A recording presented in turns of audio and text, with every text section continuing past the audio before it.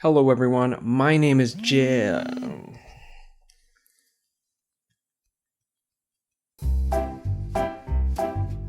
Just kidding. Hello, my name's Jesso. Welcome to Adventures Through the Mind. Today we're going to talk about social media and the social dilemma. Adventures Through the Mind is a YouTube channel and podcast. This is not a podcast, it's just a video on the channel, but we normally explore topics related to psychedelic culture, medicine, and research, and kind of what it means to live a life inspired by the psychedelic experience. And if that interests you, please subscribe to the channel. So I'm recording this video, I guess, on the tails of the documentary The Social Dilemma, which explores social media technology, how it impacts our behavior, and our attention and our relationships and our priorities in life, and how it's affecting, as a consequence, our society, as well as what it is, how it is that it's doing this from a back-end technological standpoint, and how it came to be where it is right now. It's a pretty dystopian movie. Feels pretty dystopian anyways. There wasn't the good vibes, but felt very important. Now, I don't want to talk about the movie so much. I highly encourage you to just watch it. I think it's a very valuable watch in your sort of like Netflix lineup. But I do want to talk about the reasons why I left or am trying to stay away from social media, because they weren't directly inspired by the film. I've been actually wanting to make this video for a little while. It starts with me having ADHD. So I have ADHD, and so it can be difficult for me to sit down and do a thing that is cognitively laborious, unless it's something that I am hyper-focused on, but we're talking about other things, like writing, for example, or like reading things that aren't sci-fi, or things of that nature. When I go to do it, my brain almost immediately starts to shut down. I get tired and I can get agitated, and my impulse is to just do something else first quick. And I'll do a number of things, check emails, look something up on the internet. Sometimes I won't even realize that I decided to do that. I will sit down at my computer to start writing, for example, and then all of a sudden I'll just be like Googling random stuff that came into my mind, and I don't even know how I got there. And that can be very distressing for me. I require quite a bit of structure in my life so that I can remove the things that would normally support my inattentiveness. Although recently, it seems as though all the structures, and by recently I mean over the last year or so, all the structures that I previously had set up to help to keep my inattentiveness within certain levies seem to be falling apart. And it became really clear to me as to how intensely this had impacted me when I tried to take some time off from the podcast to start writing a piece that is still in the works, might be a book, I don't know. But I realized that after the almost 3 weeks that I had off because of how I structured the time between the podcast, I didn't really end up getting very much done. What I ended up doing was sitting down to get stuff done, and I just couldn't sustain the mindset. I couldn't sustain the attentional requirements to achieve the writing thing. I would end up sort of doing the ADHD inattentive thing in a way that was so much more intense than it has been previously in my life. And it would get really bad. So I would get into the inattentive place, and then each time I did that, I'd get more stressed about the fact that I'm wasting my time. And then the more I was stressed, the more incapable I was to do the writing work I wanted to do. And then I would go into social media or whatever else, again and again and again and again. And it would just get progressively worse until I just felt like I was an inadequate, worthless piece of shit that was never going to be able to achieve the things that I cared about in this world, because I'm just fundamentally incapable of doing it because my brain is broken. Now, I know that that's not an uncommon experience for someone with ADHD to have, although for myself, it was at a level of intensity that it hasn't been in my life before. And fair play, there were a lot of factors at work, including the pandemic and whatever else. But then I started to really ask myself, like, what's going on here? Am I just like fundamentally incapable? And it was around the same time that I got into listening to the Rebel Wisdom podcast. I got into Daniel Schmachtenberger, his work on sensemaking, and I really started wondering to myself, how do I make sense of this world? And in that investigation came a look at social media. And this was when I was first exposed to Tristan Harris's work. And Tristan Harris being one of the primary featured person in The Social Dilemma. That's when I realized that social media, being the place that I expressed my inattentiveness, was reinforcing the inattentive patterns that were the inattentive patterns that were causing me the stress that was propagating my inattentiveness. And that the way social media was impacting my neural capacity to be attended to a thing that doesn't have a short input response feedback loop like social media or video games, that it was negatively impacting that. So I realized that with the way that social media was conditioning my mind through neuroplasticity, neural brain training, the more you do a thing, the better you get at doing, your brain gets at doing that thing.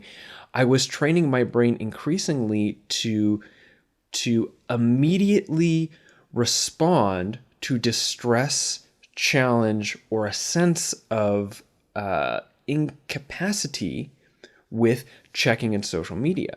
Now, there's this generally, but then there was it specifically, which is that I would justify going onto social media because social media is also work, because I run a podcast and a YouTube channel. But I would always, I would occupy my time with somewhat shallow, busy work that never really got me anywhere. And increasingly, this would eventually catch up to me, and I would just keep feeling like a piece of crap. So I realized that social media was making this whole situation worse for me. And I thought to myself, it's probably a good idea to delete Reddit and Instagram and whatever else from my phone, because these are the things that I'm, wasting my time with. And upon further investigation, I realized that there was so much more going on there for me than just the inattentive patterns. Besides the fact that the companies that run the social media, they want your attention. They want your attention so that they can sell your attention to advertisers. And on top of that, they want you to be as involved with the social media platform as possible so that you're giving it as much data about you as possible so that it could accurately predict what to target at you at any given time to keep you on the site, and B, when and what best ads to send to you to trigger click through and rate sales for that company. But the way that it was changing my intentional patterns was changing the very way that I make sense of the world, not just how well I work, but because my ability to sustain attention on what I willingly and creatively choose is how I'm able to then make sense of what's happening in my world. And if my brain and my psychology have been trained to orient all of my actions according to superficial burst of social media engagement or dopamine releases and just shallow reactive things, then my sense making is being injured. My ability to understand myself and the world is being injured. And this doesn't even address any of the issues about self-worth that come up inherently with the consequences of the way the algorithms run and demand our attention onto social media. So my very ability to make sense of the world was being jeopardized by the social media. On top of that, there's this old saying that's like, you are the average of the 5 people you spend the most time with. The 5 people I spent the most time with was whoever was most engaged on my social media feed and whoever I was most engaged with. The algorithms, since they're attempting to hijack your limbic system in order to keep you engaged on the network or on the platform, will make it so that the people you are engaged with, the content that you see, the people that you see posting, and the people who post on your things are all sort of geared towards things that trigger you to be involved. And since currently the things that trigger us most are cat videos, kidding, but like clickbaity things, or outrage. And this is something that was talked about in an excellent Rebel Wisdom interview with Tristan Harris about how the internet at this point, because all these companies are clamoring for your attention, and attention is such a limited resource and everyone's competing for it, the thing that really triggers and catches people is outrage. And so then you have companies that are, there's like the race to the bottom. It's like if a company is going to profit off doing something that's sustainable or negative, and somebody doing something ethical or sustainable is not going to profit, they're going to lose the market. The market sort of demands that you just keep doing whatever you need to do to maintain the profit and the piece of that market, which means we end up having the content on our social media feed as being a part of this race to the bottom of the brainstem. This a Tristan Harris quote. We end up getting to a place where all the content that is being produced by people who are also being influenced and manipulated by the trends in social media, which have all the issues that I just spoke of previously, to make posts more outrageous. And given that that's the case, people are more generally outraged. Their thinking now is shallow and reactive as a consequence of shallow attentional resources, shallow attentional patterning, and limited willpower resources, because it's so hard to fight against social media. This is the thing, just as a side, I felt like I was such a worthless piece of shit, and now I realize like, oh, that's not fair, because these things are so much more smart than the parts of me as a mammalian organism that they're attempting to defeat. And it's like me being upset at myself because I didn't win a boxing match with Mike Tyson. But anyways, so the people are going to be more likely to be outraged. So not only are we attentionally reactive and our sense making is shallow and reactive, but our emotionality is reactive. We're more emotional. We're more agitated. The amount of time that I spent agitated with myself and with the world, or depressed because how toxic the social media landscape had become, and I'm sure you can relate to this, was way more attention than I think is reasonable for me to be putting in, especially since I just kept going back for more.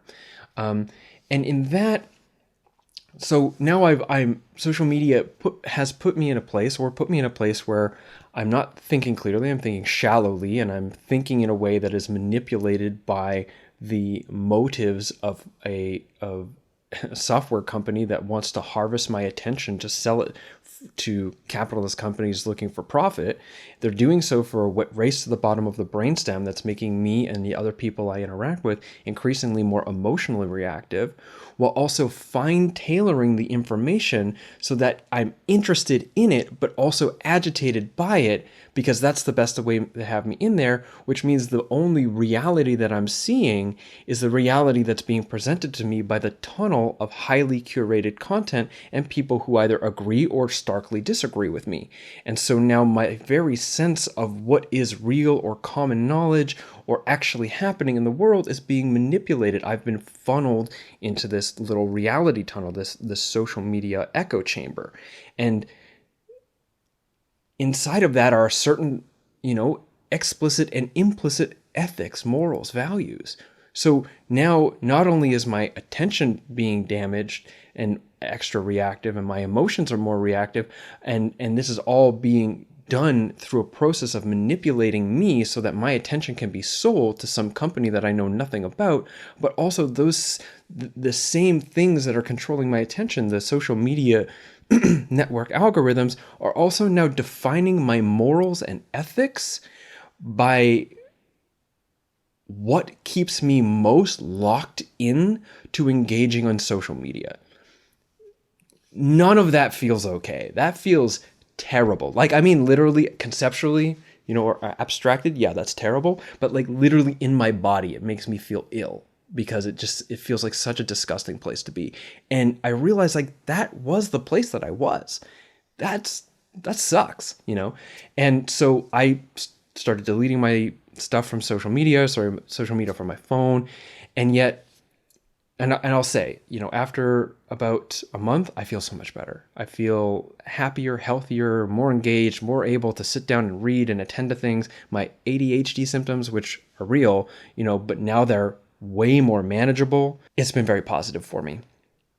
And also, I still realize like I'll sit down to do a thing to upload a video on YouTube, and then I'll end up realizing that I just spent 20 minutes watching stuff generally, what interests me, which are like video essays about interesting films or random stuff about video games, because that's another place that my ADHD just loves video games. Totally. And so I'm losing the battle. And despite the fact that I'm making so much effort to stay away from social media and I know the problems, I'm still like randomly with my partner, and she just gets up to go to the bathroom or something, and she comes back and I'm just like, I'm on generally my tablet because my phone's not available to me for social media anymore, but it's just like I'm stuck in something, So it still feels like every time I sit down at a computer or look at my phone, I am in a battle that I'm almost inevitably going to lose. And that's weird. I feel weird about that. Like, it's weird. And the consequences of it onto the world are weird. And again, I've mentioned Rebel Wisdom. Their stuff about sensemaking and journalism is just top notch, and I highly recommend you check it out. Daniel Schmachtenberger's work on sensemaking, highly recommend you check it out. And The Social Dilemma, which is up on YouTube. Definitely check that out. Quick correction. Actually, The Social Dilemma is on Netflix, not YouTube. Sorry about that. Just a slip of the tongue. There are things happening here that are not serving us, that are not serving the incredibly complex situation that we are in as a society and as a species that requires a lot of collaborative action and collaborative thinking at this time. So with that all said, personally, I want to change my relationship with social media significantly so it no longer has that impact on me, for myself and for my relationships, but also because I feel like there's a role that I need to be playing somehow, because I've managed to become somebody on the internet, tiny little pocket of it, to be said, tiny little pocket, but somebody who has some kind of influence. And I want to be and conduct myself as representing something different than what social media has done to me in the way I show up in the world and has done to a lot of us. And I'm going to show you a clip from a recent podcast. And by recent, I mean recently recorded. At the time I'm recording this video, it's not released. It won't be released for weeks. And it was a psychedelic cafe with a collection of people to talk about how to address problems in psychedelic culture. And so I'm going to show you this clip because it speaks to why I feel like it's important for me to, and for all of us to do what we need to do to no longer be unconsciously enslaved to the priorities of social media companies and algorithms. Because, well, you'll see in this clip, I explain why. And again, I go back to this question of like, how are we both showing up to what's happening, but in a way that is expressive of the emotional maturity and the mindset that enables us to be collaborative while appropriately managing tactics of adversary and adversarial response for the people who deserve it, not necessarily the people we can easiest access. And I feel like I'm taking over my time here, but a great example for me, there's this amazing cafe here in my city who for years now put themselves out as like a anarchist vegan cafe thing, that they were trying to do this thing, and their prices are super manageable, or have been anyways. And they wanted to create a cultural space for vegans and sort of like discourse and all the rest. And they also recognize that there isn't any money in that. So the way they sustain their business is having a coffee bar that includes dairy products. Yeah. And a vegan group here in the city, understandably upset about the fuckness of factory farming and all the rest of this, took it upon themselves to start an international petition to demand this cafe take away their dairy products because they're propagating the murder and this and that. And they were really self-righteously justified in their fight against the thing, but they couldn't actually reach big dairy. So instead they took the lowest hanging fruit. And my wondering is, as each of us, as contributors to culture making, how are we showing up in a way that inspires that type of nuanced collaborative mindset that is also an appropriate response to the context?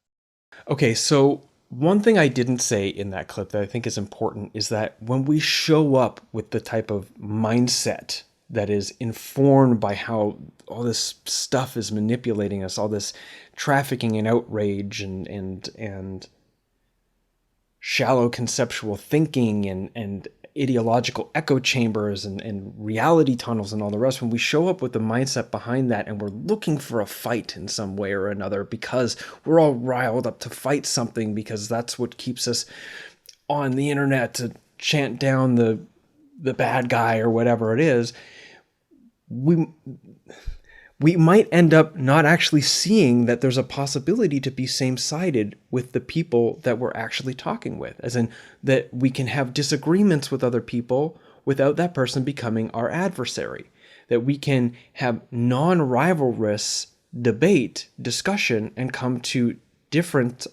conclusions and solutions despite differences. And we might end up with a mindset that's just looking for a fight, see an enemy when there's really a friend. And right now, the last thing we need is more division and polarization. And so I just wanted to add that to this.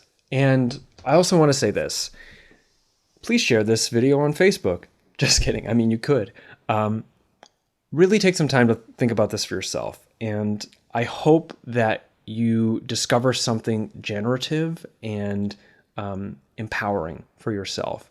Check out the Social Dilemma, that documentary, and check out the links that I've contained in the description here on YouTube or at jameswjesso.com, because I think these are great resources for just how we're thinking, and how we might be able to, take back our ability to think in a way that is more, that holds a greater capacity to address the challenges that we are currently facing as a society and as a species and as communities. So thank you for doing that. Thank you for tuning in. And if you'd like to follow me, you could do it on social media. I still am on there. It's a losing battle when I'm on there. I still share through there. But if you'd like to, stay connected with me and my content without being in social media, you can do so by just adding your email to my newsletter list, which is also linked in the description below. So I hope this has been valuable for you. And I hope that you recognize that if you feel like you are inadequate or worthless or incapable because you just don't have the strength not to be compulsively checking your phone, just remember that it's Mike Tyson. You're not going to win that fight. It doesn't mean that you're weak. And it doesn't mean that you're less than or incapable.